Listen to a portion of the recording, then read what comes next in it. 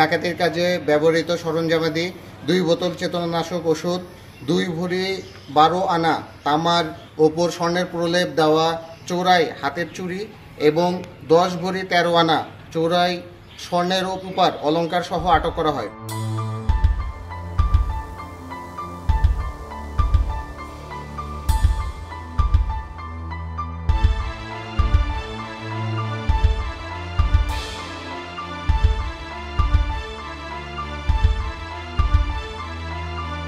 গোপন সংবাদের ভিত্তিতে গত 30 জুন 2025 তারিখ সোমবার মধ্যরাত 2টা থেকে 1 জুলাই সকাল 8টা পর্যন্ত বাংলাদেশ কোস্টগার্ড স্টেশন হাতিয়া ও পুলিশের সমন্বয়ে নোয়াখালীর হাতিয়া উপজেলাধীন বুড়িচর ইউনিয়নের দুর্গম এলাকায় একটি বিশেষ অভিযান পরিচালনা করা হয়।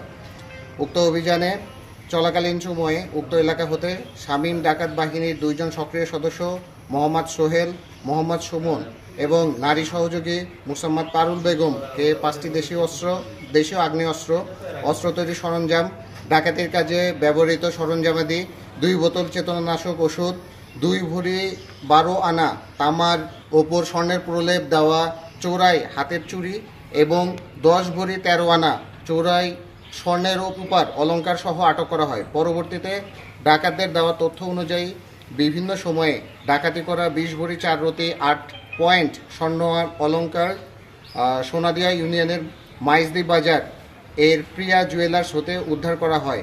এই সময় চোরাকৃত স্বর্ণ ব্যবসা ও মজুদের সাথে সংশ্লিষ্টতা থাকায় প্রিয়া স্বর্ণ জুয়েলার্সের মালিক উজ্জ্বল বণিককে আটক করা হয়। RICL TMX, যুগের পর যুগ স্থাপনা থাকে মজবুত। আটককৃত ডাকাত দলের নারী সহযোগী ও চোরাইকৃত স্বর্ণ ব্যবসায়ী সহ জব্দকৃত সকল আলামত এর আইনানুগ ব্যবস্থা গ্রহণের কার্যক্রম প্রক্রিয়াধীন রয়েছে।